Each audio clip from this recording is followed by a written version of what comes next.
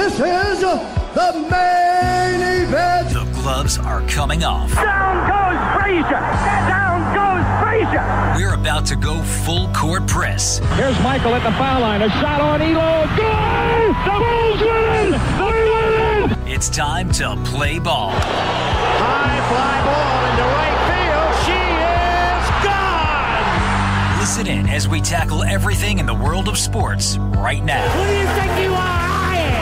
Throw your hat in the ring at 516-572-7440. This is WHPC Sports Talk on the voice of Nassau Community College 90.3 WHPC. Here we go on the last day of January here in 2022. This is WHPC Sports Talk here on the voice of Nassau Community College 90.3 WHPC.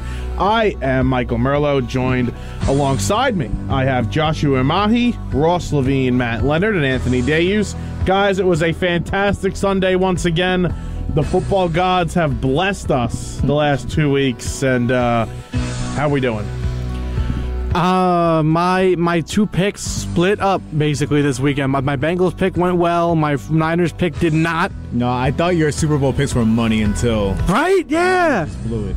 It was looking good for a while. Until that dropped interception and some weird play calling. Jaquaski Tart cost me a prediction is what happened. Best name in the NFL, by the way, hands down. Hands down. Best name, worst hands. It was terrible. It was a fantastic weekend. I mean, again, you have two games coming down to a field goal, basically. Good quarterback play. Others, not so much. Like you said, questionable play calling by a couple of coaches. We're going to get to all that. And the New York Giants have a brand new head coach. They introduced him today, Brian Daboll, the offensive coordinator from the Buffalo Bills. We're going to talk about that in his press conference in a little bit. We are going to start with the AFC Championship game today, though, because, first of all, it was basically the Chiefs looked like the Chiefs in the first half, and then they looked like the Jets in the second half. They were terrible. Or the Giants. I'm not taking shots at the Jets. The Jets are better, the Giants. so I don't know. They might be. Maybe not this year, but last year they were. And it was just so strange. I'm just going to say this about the Bengals this season. Even yesterday being down 21-3 in Arrowhead. I've never been more shocked by a team making the Super Bowl than I am the Cincinnati Bengals. And again, it goes back to their odds at the beginning of the year. They were 125-1 to just win the Super Bowl. And to go to Arrowhead and beat Patrick Mahomes and the Chiefs was just truly shocking to me. Yeah, I thought this game was heading towards blowout once it was 21-3. Then they got that touchdown. But then when they... at the 1 yard line, they didn't kick the field goal they went for. They didn't get it, and it's an 11-point game. You're sitting like, hey, there's still maybe a chance. And the Bengals, they felt like that way too. They carried the momentum the rest of the game. I think that play right there in the second half, there was 5 seconds left. Mahomes thought he had a timeout. He asked Andy Reid for one more play. It was going to be, he thought he would just throw the ball out of the end zone, incomplete pass, 1 or 2 seconds left, so they could kick a field goal. And I don't mind that, Ross. I think taking a shot with 5 seconds, as long as you're taking the snap and throwing it to the end zone. You gotta be quick, though. You gotta be quick, but it's Mahomes and it's Kelsey and it's Hill. You feel like Kelsey could just run a little curl in the end zone, stop at the goal line, and catch it and fall down with 3 seconds. I thought that was possible, and Patrick Mahomes, his decision to not just throw the ball away and get 3 points, that may have costed them the game because mentally he wasn't the same after that. Yeah, that was big. That cost him out at the end. And also you have to look back at so many other things too, like even like late in the game too. 9 yards away, basically 10 yards away from winning the game, essentially. And, I don't want to I don't want to go all over the place with this game, but it just looked like Mahomes was doing too much. You want to talk or trying to do too much. He was less confident as the game went on. He got less confident. You look at the first half, he was God. He couldn't do anything wrong. He was escaping pressure. He was making every throw. He was taking what the defense gave him. And in the second half, they only rushed 3, which was key because now you had 8 guys back playing defense, and give them credit. They did a fantastic job, and they had one guy spying on him. Like a linebacker, and then if he was trying to make moves back there, if it looked like he was dropping back way too far, they would send him. You saw that a couple of times where he got sacked. He was sacked a few times in the second half. Yeah, I mean, the Bengals definitely made a lot of defensive adjustments that worked out for them in the second half, but I want to focus on that play call before halftime. I mean, I don't know. The issue with the Chiefs, they're obviously very talented, and Mahomes is Mahomes, but I just feel like they got too cocky. They've gotten too cocky multiple times this season, especially during that little losing stretch they had. And I feel like with 5 seconds, it's like you just got to take the 3. I understand if it's like 8 or 9 seconds, then you can be like, okay, we're going to take a shot. If we don't get it, we'll still have plenty of time, kick the field goal. But even the play call and then the execution, okay, so apparently the quick throw over in the middle wasn't there. You got to get that thing out of bounds. You cannot throw it inbounds to Tyreek Hill in a one-on-one situation. And I think that's why the blame has to go on Mahomes here. I don't think it's on Andy Reid. I mean, listen, Andy Reid trusts his Hall of Fame quarterback to be able to give them time to kick a field goal with 1 or 2 seconds to go in the half. He trusts that if they don't score, it'll be an incomplete pass right away. He has to. He has no choice. And again, when you're up 21-10, and I understand wanted to take the 3 points, and of course I wanted him to just get that ball out very quickly, I'm okay with taking a shot as long as your quarterback knows the situation. And it was clear. You saw him try and take a timeout.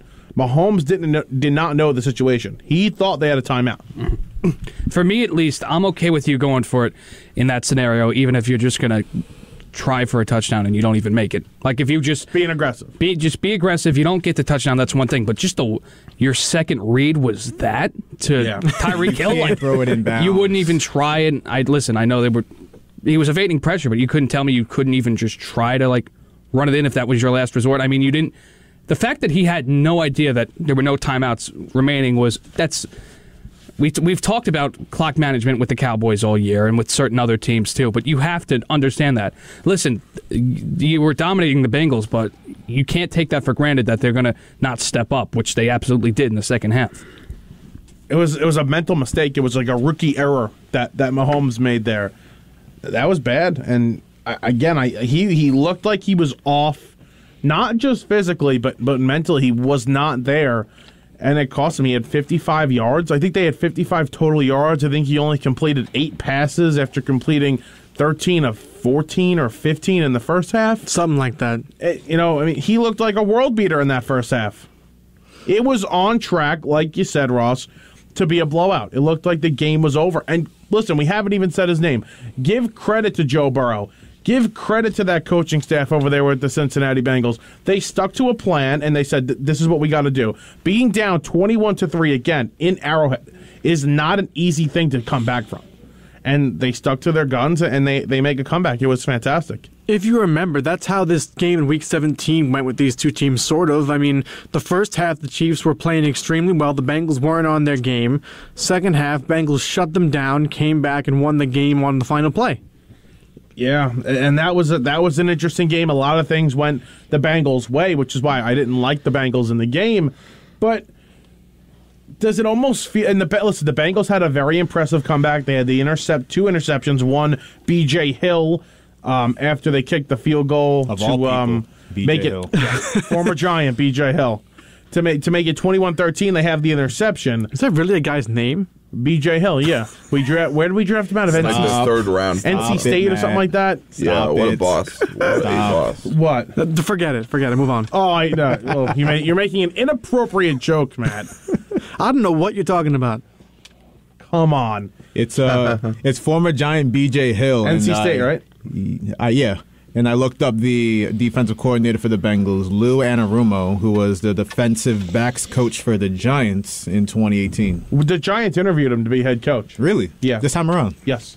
Wow. What's his name you said? Lou Anarumo. Yeah, I actually remember that. I heard Lou Amarillo, Anthony. So did I. Amarillo. It's very Italian evil man. Yeah, evil man. He's the Islanders general manager, right? Evil man. Yeah. Evil man. Go Rangers. Yes, go Rangers.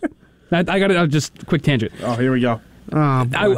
I went to the game Sunday. I was very happy. This ain't a hockey show. It was. Sorry. I went to the game also yesterday. Yes, it was very almost heartbreaking to win. Yes. And then I go to a pub afterwards, and I slowly start seeing my bets just disappear with the Chiefs in the second half. It was like almost personal. What time was the game? 1 o'clock. Oh, that was perfect. So you're out watching the games. Did you stay for all the games or no? No, I went home before the Rams game. So okay, so you missed a little bit of that one. Yeah, I know. I missed my my boy Kyle Shanahan screwing up. It was. Why do you hate him so much? We'll get to Kyle Shanahan. Did you see what they did?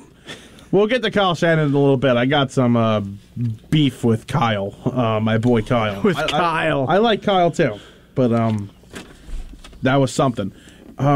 I thought the play, we're going to talk about play calling with the 49ers. What about with the Chiefs? I thought in that second half, they got a little too conservative. They were running these screens. They were running these short out routes. Send your guys downfield, but also send some guys short. Make Mahomes take the easy throws. And again, like we said, they dropped, they only rushed 3.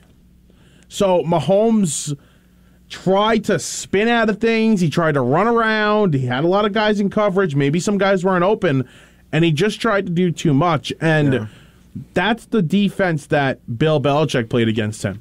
Three-man pressure, and they were getting pressure with 3 guys, which was impressive. I just can't believe this team with no stars especially on the defensive side of the ball. They're going to the Super Bowl. It's unbelievable to me. They're starting Eli Apple at corner and they're going to the Super Bowl. That blows my mind. The fact that is he their top corner? No, I'm going to be. Who would you? He's starting, but I don't know. I don't know. Their defense is just not very full of stars. They have the former Cowboy Woozier. Yeah. Well, the one good thing that's good enough for me, he dropped that interception. He dropped the game-winning pick six. Yes, that was good enough for me. But he made the tackle on Hill. And that was at the end of the half. That was after he was getting completely toasted in the first half. He saved the touchdown or whatever you want to call it. You see him on Twitter after the game? What'd he say? He called Tyreek Hill a baby. I find it funny because I saw that. I find it funny that he has all this smoke for anybody he wants to target, but all the players that call him out, he never applies to them. Interesting. He's an idiot. Tyreek Hill replied something like, "I don't want Twitter beef. If you really want something, call me," or something like that. Right. Yeah. We got to watch Eli Apple, Odell Beckham Jr., B.J. Hill all play in a Super Bowl. Who do you Cooper Kupp? Who do you just not like? Oh, you mean former Giants? Eli Apple. Okay, that makes sense. I like Odell. I'm happy for Odell. I love that Odell's in the Super Bowl. I love that for him. We're going to get to that in a minute, but we do have a caller on the line. Caller, what's your name and where are you calling from? Dave from North Massapequa. What's up, Dave? What's going on, guys? What do you got? First, I'd like to say, the Bengals, they have Chidobe Awuzie. I'm a Cowboy fan on one side of the ball. And then you have Eli Apple on the other. Both going to the Super Bowl from the Giants. Awuzie wasn't very good in Dallas either, was he? He was good. He had talent. He got hurt a lot. He actually, a couple years back, I remember week 1 against the Giants, he tracked down Barkley on a long run.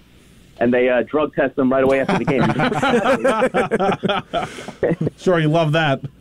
Yeah, they drafted him in the second round. He showed flashes, but he couldn't stay on the field enough.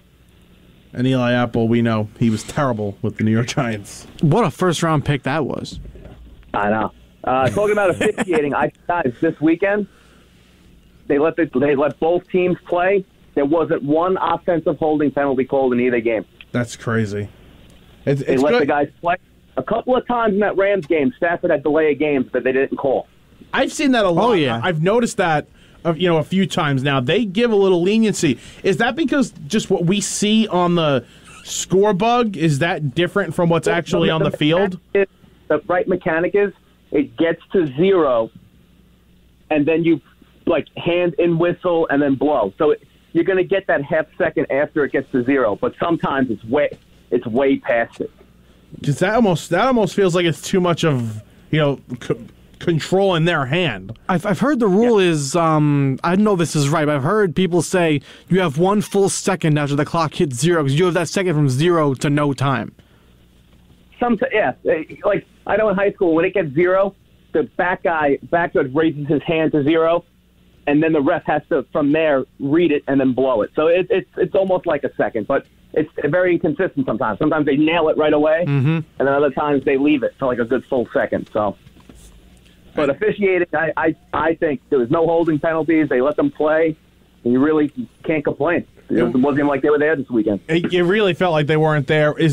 Are any of these crews going to be there next week, or is it a completely different crew from? The guy that did the first game, Venovich, he's been doing Super Bowls for a while. He's not doing the Super Bowl, but he's the least penalized guy. That was the Chiefs game, you said? Yeah, he was the least penalized. His guys are the least penalized guys. I like that guy, actually. He's very smooth. He lets them play. They picked up the penalty in that first game, too, I believe. I forgot what the call was. Oh, the guy flopped on a late hit, and he's like, no. Yes. They picked it up. So there was no cheap fouls, which is what you want in a championship game. Make them earn it, let them play it out. And I can't even tell you who the refs was in the last game. I mean, I watched the full game. I don't even know who it was. Yeah, I watched them a lot. I usually keep an eye out, but that game I wasn't even sure who they were. I didn't see him at all. Do you know how many flags were in that game? Anybody know? I have no idea. It wasn't a lot. It wasn't in that last game. No, not many at all. Letting them play. A full starts on Trent Williams, which they should have called him against the Dallas game, but I'm not going to start that. We said it last night. They let them play both ways. I thought that was great. Let them be a little aggressive. There were a couple of plays where I'm sitting there. I'm like, you could probably call a hold there, especially on a couple of the corners on Cincinnati. There were a couple where it was a little dicey. You try guarding Tyreek Hill. Oh, okay. I'm going to have to hold him a little bit. Exactly. But if they're not calling it, then I'm good. Yep. The ref that did the Packer game against the Niners, he's doing the Super Bowl. Oh, okay. I think I know what you're talking about. He's a lefty a lot. He's always uses his left hand for everything. I've never noticed a ref righty or lefty. It's interesting. For some reason, he loves doing everything with his left hand. I don't know. I don't think I like that guy. He's not great when he's communicating things. But no, he wears glasses. Big guy. Yes. Yeah. He's not like a great communicator. He's just like no, he's not. It's like the microphone isn't even there. Exactly. Yep. What game was that this postseason where the ref thoroughly explained a penalty and the fans were like, "Oh." Oh God, that was last weekend. That was the Bucks, right? That was the Bucks game. I think it was. Yes. Oh yeah. Yep. That was the 15-yarder when Mike Evans got hit or something. Yes, he explained everything. The ball hit the ground, and it was a delay. Yep, it was a penalty after the play. Yep. We need more of that in sports. Yep. And I heard that same referee. He's the one that called the unsportsmanlike on Brady. And I read on Twitter somewhere that guy's a bleep. That guy's a bleep all hole. You know what I'm talking about? Because that guy's a bleep could be so many words. I know, but he's gonna be sitting there for the rest of his life for the next 40 years saying, "Yep, I'm the only referee that ever called an unsportsmanlike conduct on Tom Brady." His father was Ed Hockley, the big muscle guy. Yeah. Oh yeah. That's his son. Yeah. How old is Ed? How old is that guy? Sean Hockley, right? Sean Hockley. Yeah. How old is the Sean big Hockley, Jack guy? But Ed was his father. How old is the father? He's got to be probably in his 70s, probably. That's crazy. He retired like not even 5 years ago. Yeah. Wow. He's retired a couple years. The kid Sean took over that crew. Wow. Because his crew was always very flag happy. And he took over that crew. And he's trying to get he's trying to show off the guns a little bit. I noticed on that game. He's trying to get jacked like his dad.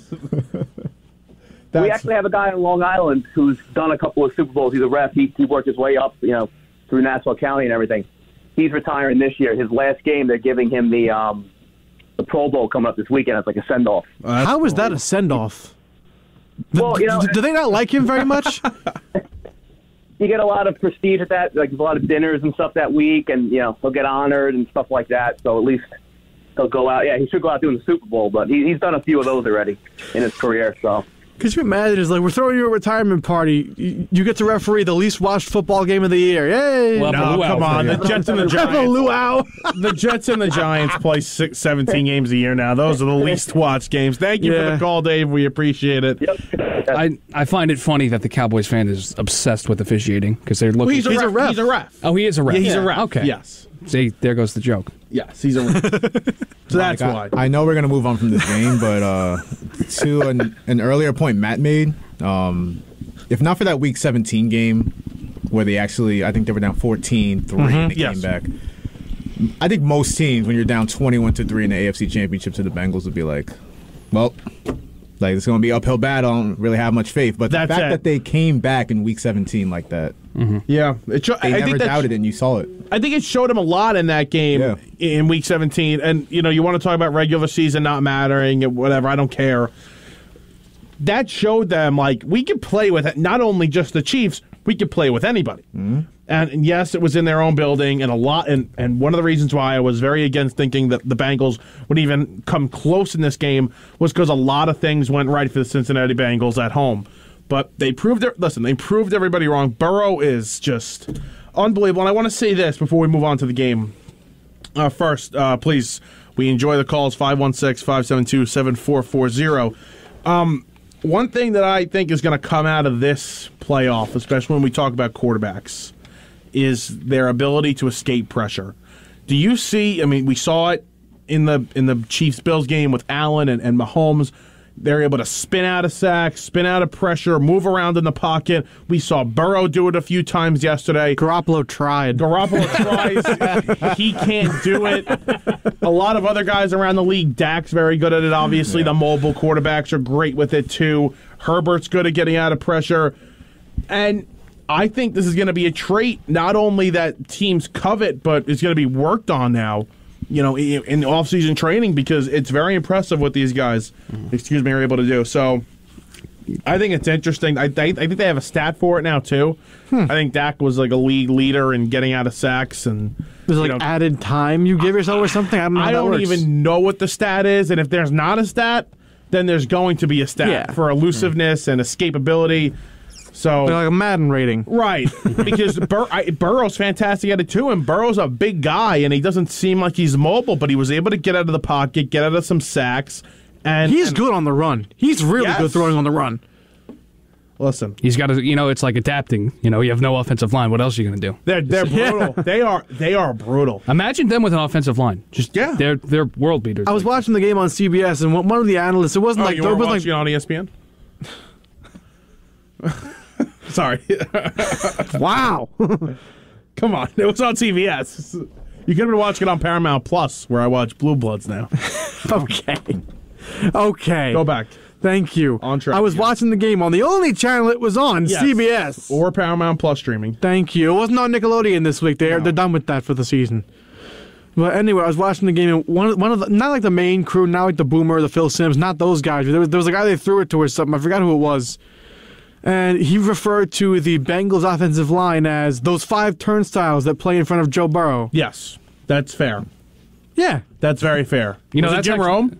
Yes. Jim Rome. That sounds like a Jim Rome comment. That's very generous compliment, considering how bad they are. Turnstiles is like... turnstiles you got to you actually have to have a little bit of resistance to get into a turnstile. You're just like, all right, come in. I wanted to pose a question. Now that Joe Burrow is in the Super Bowl, is he comeback player of the year now? Because he was before this. So. I don't think it matters what he did in the playoffs. Okay. Yeah, to the voters, it doesn't. I mean, it shouldn't. I would have picked Burrow, but cowboy bias in the media is probably going to give it to Dak. I'm picking Burrow. I don't care. I think it would. Burrow's injury is more severe. Is it? Torn ACL, yeah. Or ankle going the other way? That's an interesting point because I feel like Dak's injury was aesthetically it was worse, but. Actually, would you count the 20 ACL worse than that? Probably. I think if you really break it down, you look at the two teams, right? Burrow did more. This is almost like neither one was winning MVP, but you almost start to think of it like an MVP type voting. I think. And I think Burrow did more with his team than Dak did because Dak was given all this talent. Right. Look at the weapon. Burrow had weapons too, but Burrow had no offensive line. Dak had one of the best offensive lines in football. I actually agree with you. I think it's Burrow. Yeah. But you also, I don't want to. I don't know what their regular season stats looked like. I'll They'll find probably just give it to whoever had the better stats. Was Burrow led the league in interceptions this year, correct? Or touchdown interception. Did he? No, it had to be Rodgers. No. But like he led. He was at the bottom of the list with touchdown to interception. Oh, bottom of the list. Yeah. Oh, not the top. Because he threw a lot of. He threw a lot of picks. Yeah. He 38 touchdowns, 16 picks. Yeah. Wow, he threw 16 picks. The 38 touchdowns, way more than I thought he threw. He also was the most sacked quarterback in the league. Well, by 15, that's not his fault. By 15. He was sacked 15 more times than the next closest guy, Ryan Tannehill. What's the total? Do you know? Do you have 63. Burrow's? Yeah. What's Dak's stats? Just I'm looking at it right read now. me Dak's stats. Where is it? He has 38 touchdowns. They wouldn't shut up about that. About breaking the record. Breaking Troy Aikman's I got it. astonished record. 38 touchdowns, 11 picks. So he threw 11 less picks than Burrow. 5 less picks than Burrow. 5 less picks. I'm seeing 37 touchdowns. So maybe he Pro tied it. Football Reference, and he had almost 4,500 yards. Completion percentage was almost 70 at 68.8. Dak had a good year. Dak fumbled 15 times. Oh wow! Burrow only fumbled 5 times. And he was sacked how many times? 63. Yeah, that's good. That's Burrow's, good. It's Burrow's award now. How did Dak fumble 15 times? Because Dak runs more. That's crazy. I With those stats, you would have thought it was Daniel Jones. It's there with the Burrow. fumbles. It's Burrow. It's got to be Burrow, His right? passer rating's better. More interceptions, sure. The fumbles, yeah. It's The picks is whatever. He has no time to throw the ball. We'll see what happens. See, that award, that's next Saturday. So we'll figure out what happens February 10th. He led a team that should not be winning a division to the Super Bowl. So, and they won the division too. So it was very impressive what Burrow has done all year. And who's hosting the awards this year? It's some guy, right? Keegan-Michael Key, I think. Yes. I thought it was him last year. No, last year was Steve Harvey. Oh, that was funny. You are listening to WHPC Sports Talk on the voice of Nassau Community College in 90.3 WHPC.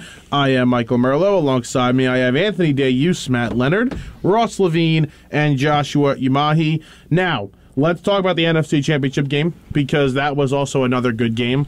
Closer, than the... I mean, again, the first half and the second half of the AFC Championship game were like two different games. This one was closer, low scoring. And the Rams will try and defend their home turf in the Super Bowl. They will play this game at SoFi Stadium against the Cincinnati Bengals. They beat the 49ers late, 20-17. I was a big 49er guy. I was very upset to see them lose.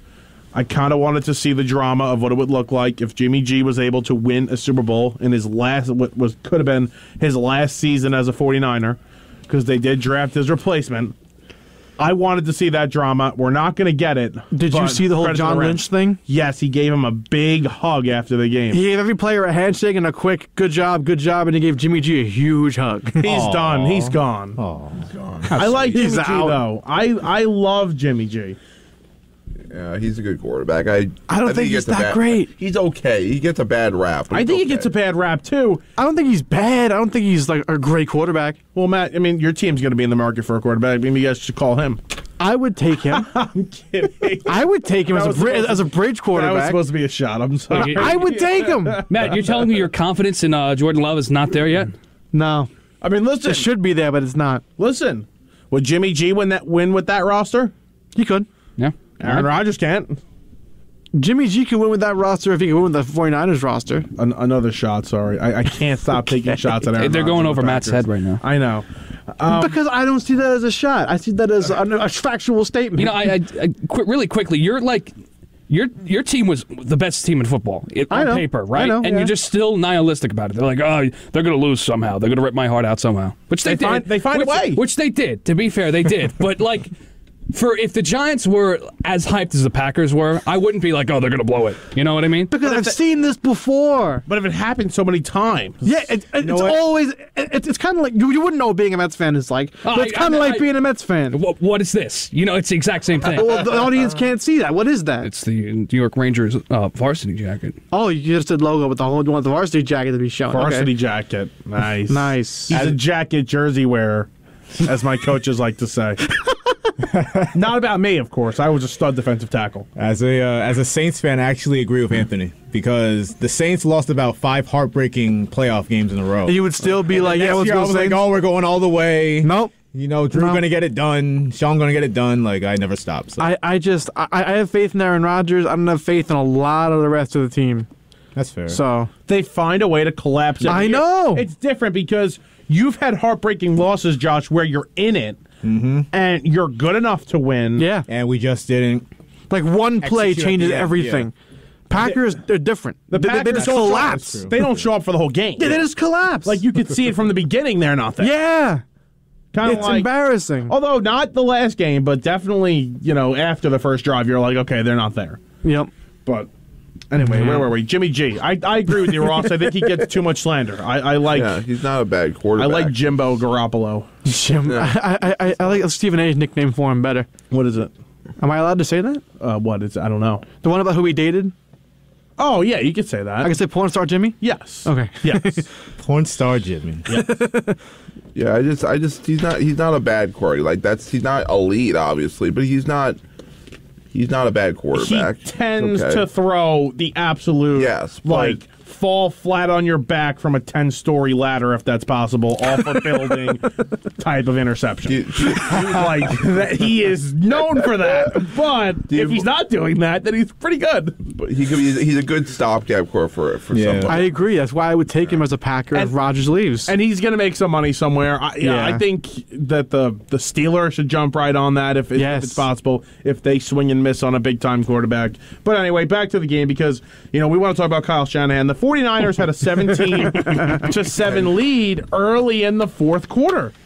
And for whatever reason, for the last 12 minutes of the game, and granted they didn't touch the ball much, the last 12 minutes of the game, Deebo Samuel didn't get the ball once. Why? Wow. Kyle Shanahan strikes again. Yeah, that's Kyle Blow. It's one thing if he's Shanahan. That should be in his name. For real. It's one thing if Deebo Samuel is really covered or something and you can't get the ball to him, but that's the guy you've been handing the ball off to all year. Hand it to him. Yeah, it's not hard. Just hand him the ball. Get him the football. You see what he does when you get blockers in front of him outside? He took one to the house on a screen pass. Get him the ball in some type of way. The fact that he doesn't get the ball at least once on your last two drives, whatever it was, in that fourth quarter after 12 minutes, that's brutal. The three offensive guru coaches from yesterday, so we're looking at Andy Reid, McVay, and Shanahan. They all tried to lose the game in their own separate way. Right, and McVay talking about the challenges. Yeah. McVay hit one challenge on... They outsmart. What was it? The wild card game. Remember that? Yeah. He had that. I forget what it was. He challenged something, and they won, and it flipped momentum, and then it just went downhill from there. And he got challenge happy yesterday. You can't throw. He threw away all three of his timeouts, I believe. Before the 2-minute warning. I think well before that too. Yeah, I think. Yeah. So he's lucky he went up against Kyle Shanahan, who's the king of blowing these big playoff games, because he was bugging yesterday, McVay. I didn't understand it. Yeah, they like to waste those timeouts. From the play calling, too. There was one series where they had a 2nd and 1 and 3 straight plays. They couldn't get a yard because they wanted to pass it, and then they finally went for the run play, I think, and they got stuffed. You had to go for it. You had to. I mean, you're in a spot where you can't punt. I mean, well, you could punt, but you're not in a spot where, you're so far down the field, you might as well go for it. But the play call, though, was just... No, the play call was terrible. Yeah. The play call is terrible, and then you're doubling down on what people would call a questionable call. I'm not going to say that, but a bad play call, and now you lose a timeout on it. I wonder how much more rope Jed York, right? That's the owner, correct, of the 49ers? Yes. I wonder how much rope they're going to give Kyle Shanahan before he hangs himself, because this is a repeated failure. Because it's you know what I mean? It is, actually. Kyle Shanahan is very good in the first 3 quarters of the game. He's also a very smart coach when it comes to just being a great offensive mind. But he has the best run game I've ever seen. Right, it's so innovative. His run schemes. I don't think I'd ever fire that guy, because he puts you in great situations. You just got to find a way to get better in the last quarter. The thing is, you're going to have somebody take away his headset at some point. Once that third quarter ends, you got to take it away. Maybe a better coaching staff around him, more veteran guys, and if that's possible. You also need better quarterback play. Yeah, 100% agreed. He hasn't had one of those elite quarterbacks. Let's see if Trey Lance becomes that, because I think we all assume that's going to be the case. Caller, you're on WHPC Sports Talk. What's your name? Where are you calling from? Hey, this is Frankie from Flushing. How you doing, guys? What's up, Frankie?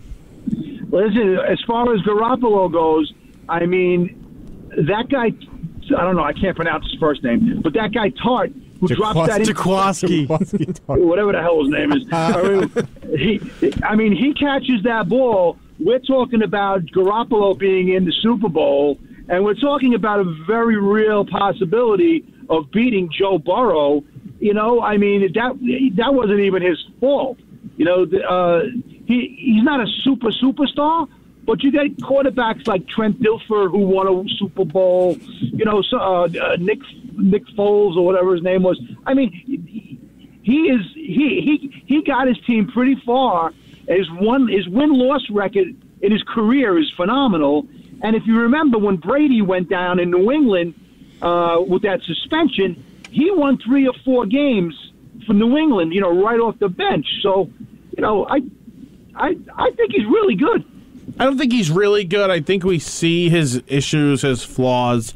Again, the turnovers are an issue. He's not great going down the field. I mean, you want to talk about a dropped interception. We're talking about this guy as maybe a top quarterback in the league if he makes one throw to Emmanuel Sanders on a post route in the Super Bowl 3 years ago. Do you think they would have won that Super Bowl, though? They had a lot of time left. I think if he catches that ball and it's a touchdown, they win the Super Bowl.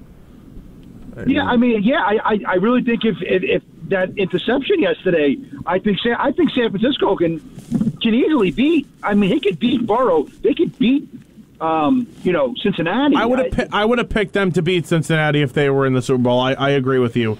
But you're right. It wasn't completely on him yesterday.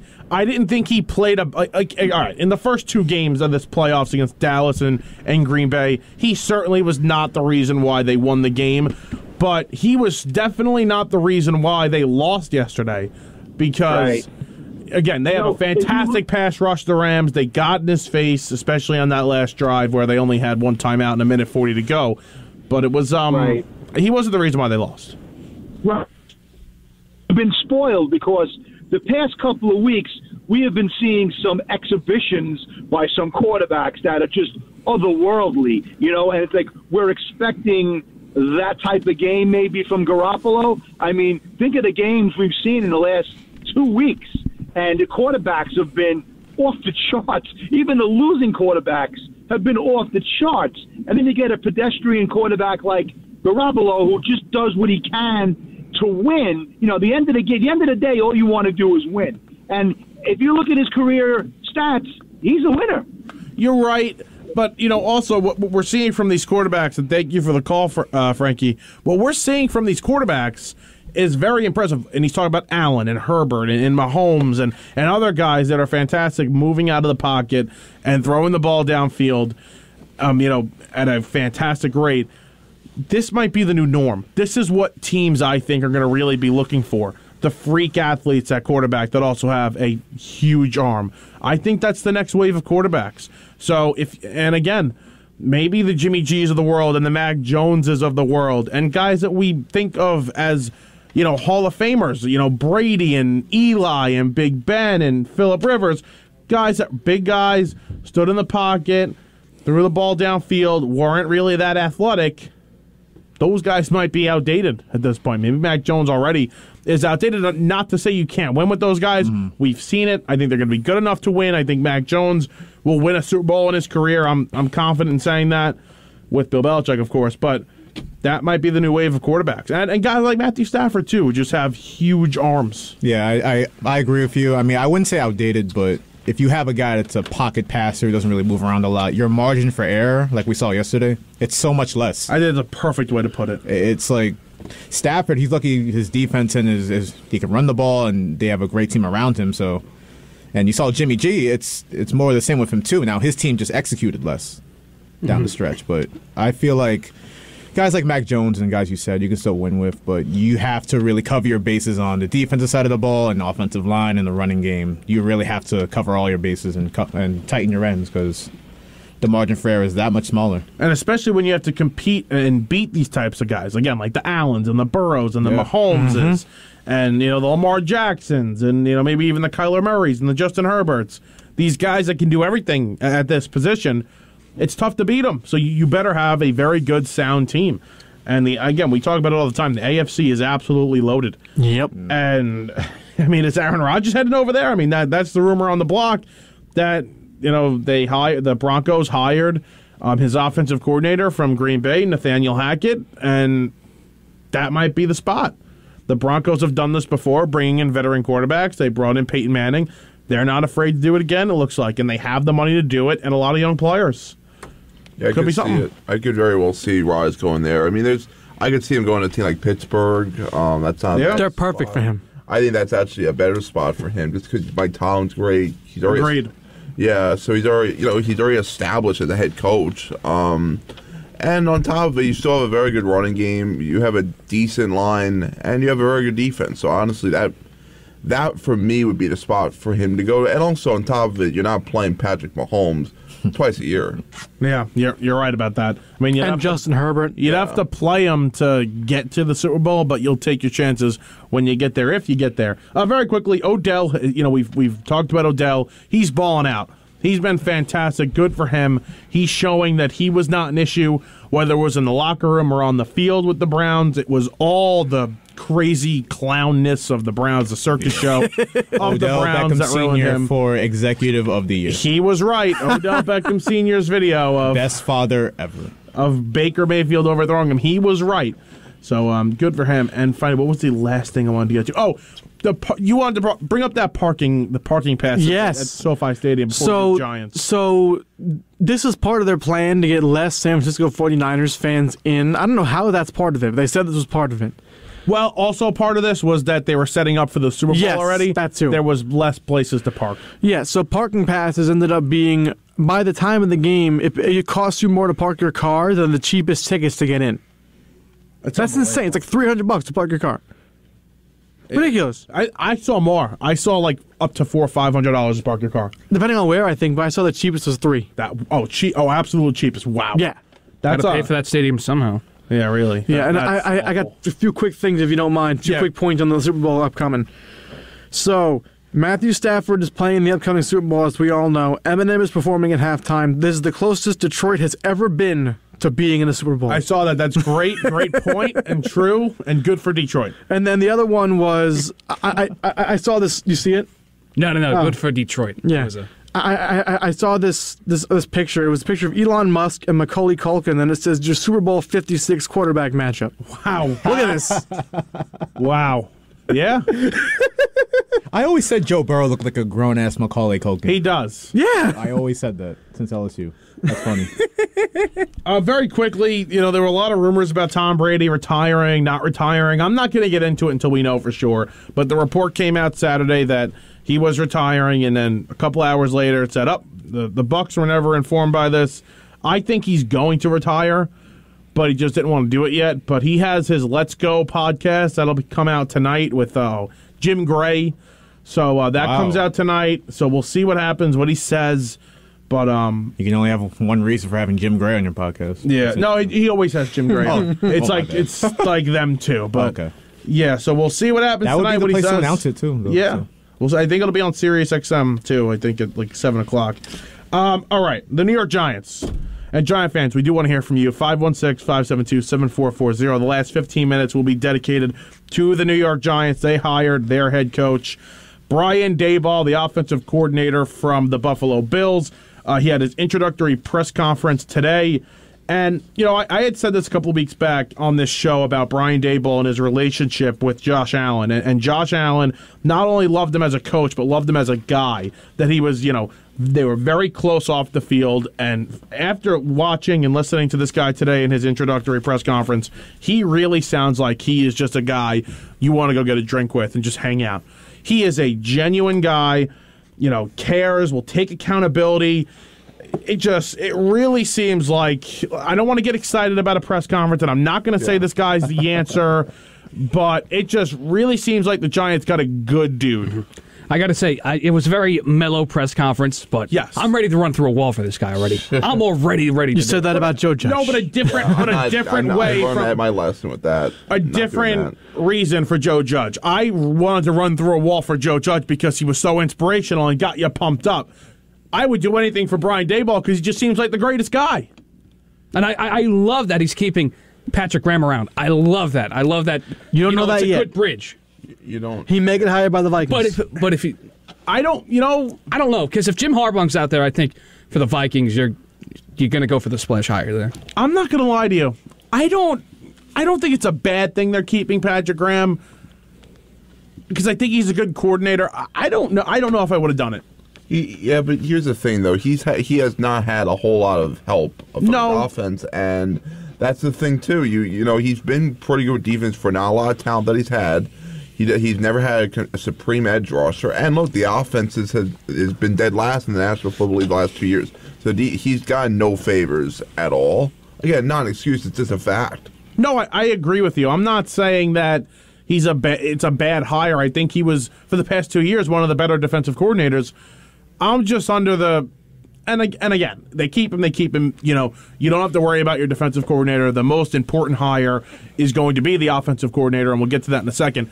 But I just would have liked to completely start fresh. But if Graham wants to stay and they're on board, I know ownership loves him. He's ready to go, keep the staff, and they can improve this defense. I think it'll end up being a good thing. I agree with you on the idea of starting fresh, but one thing you have to take into account, like, defensive coordinators I feel like between offense and defense, it's so much more important to have continuity on defense. You know, you have the same coordinator, you have the same kind of core pieces. Now, I don't really know who the core pieces on the Giants, who you would call that. McKinney. Yeah. That's the only one I can think of. Leonard Fournette. Yeah. I mean, Leonard Fournette. Leonard Williams.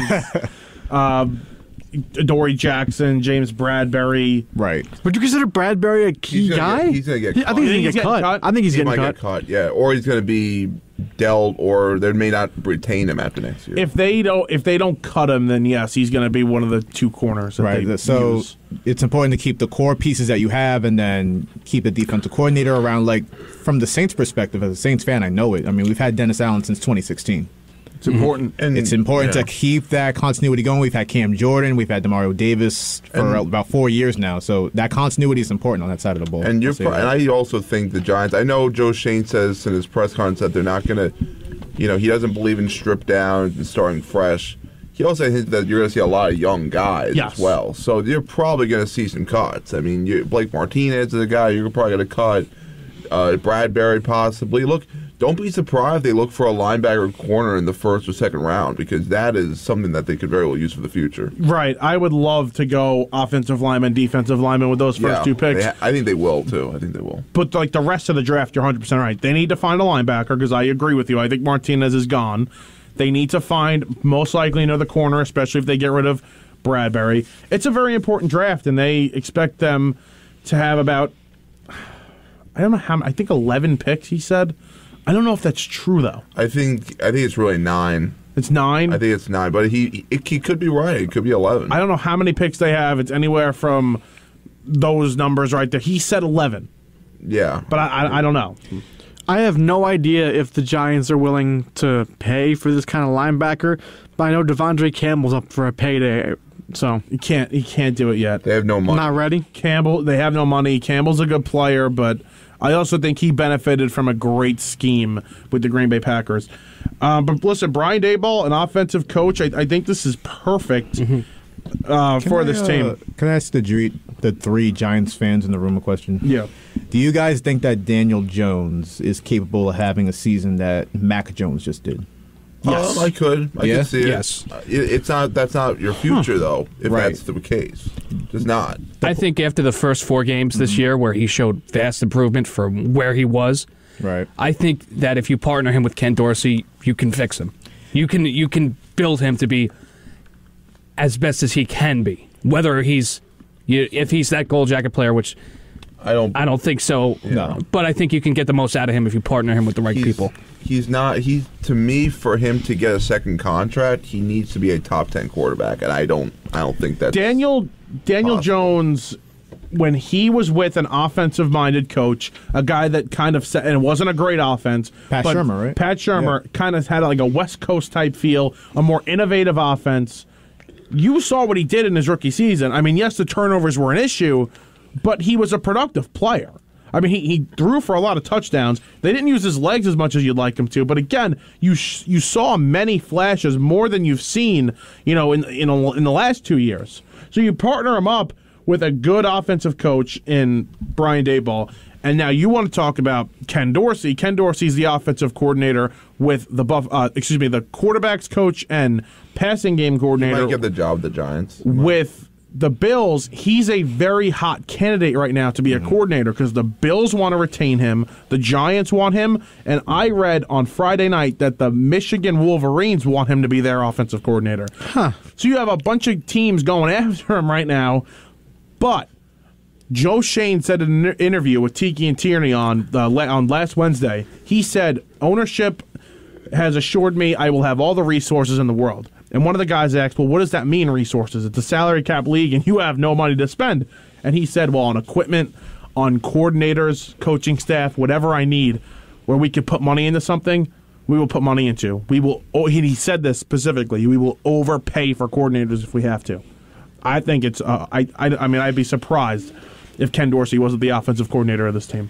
A lot of people yesterday were making the point about the Bengals. They won 4 games last season, and now they're in the Super Bowl. Now, I don't think that's going to happen with the Giants, but I brought up Mac Jones because the Patriots, I think, won 8 games a year prior, but they hit on their pieces in the draft. They hit in the few free agency moves they could make, and they won 10, 11 games this year. So I feel like all hope is not lost for the Giants to compete for the division next year. They won 8 games. They won 8 games with a bad Cam Newton at quarterback. So I mean, I don't know though. But do you consider that version of Cam Newton better than what Daniel Jones was last year? Ooh. That's tough. I don't want to compare Daniel Jones to anybody because I think with what he has gone through in his first 3 seasons as quarterback, I don't want to. Listen, I hate making excuses for guys, but here are the excuses. I'm going to make them anyway. People always I hate making excuses, but here are the excuses. They're facts. And I'm going to do that. They are facts. He has had absolutely no offensive line, no continuity whatsoever, terrible offensive coaches. I don't think Shurmur was as bad. He just wasn't a good head coach. I think offensively, he's a fine coordinator. And I also do believe that Joe Judge had no faith in him. Neither did Jason Garrett. Right. No faith. And again, that has to do with the offensive line as well. And now this is what I think is going to happen too. Because again, say all you want, Joe Shane's got no ties to anybody on this roster. He has no ties to Saquon Barkley. He's got no ties to Daniel Jones. He has no ties to this offensive line. That's the best place to be because you can be completely objective. Yeah, you don't. You're because you drafted the guy. You don't have to hold on to him until. And I think that's where they're going to keep Jones this year because again, now he's not on the clock this year because he doesn't have his quarterback. He could wait another year and then draft his quarterback if Jones doesn't work out. Or they could bring in a significant good backup if Jones gets hurt or struggles. Either way, they should bring a backup. Yeah, they're gonna. I think they probably will bring a good backup. You cannot have Mike Glennon or Jake Fromm play quarterback for you. Not even close.